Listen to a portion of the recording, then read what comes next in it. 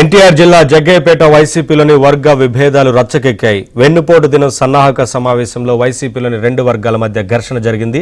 జగ్గయ్యపేట పట్టణ కార్యదర్శి మనోహర్ వర్గీయుడు వినోద్పై తన్నీరు నాగేశ్వరరావు వర్గీయులు దాడి చేశారు.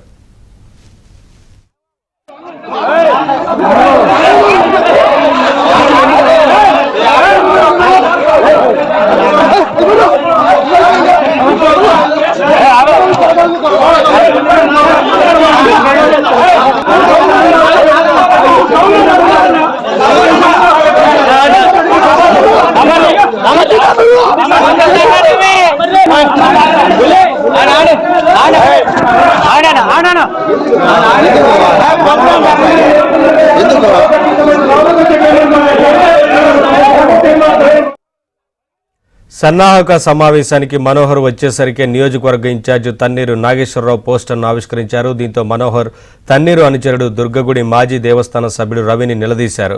ఈ క్రమంలో పక్కనే ఉన్న మనోహర్ అనుచరుడు వినోద్పై తన్నీరు వర్గీయులు దాడికి దిగారు. ఇదే సమయంలో పార్టీ వాట్సాప్ గ్రూపులో తన పేరు ఎందుకు తొలగించారని మనోహర్ కూడా గొడవకు దిగడంతో తోపులాట జరిగింది. అనంతరం ఈ వ్యవహారం పోలీస్ స్టేషన్కు చేరింది.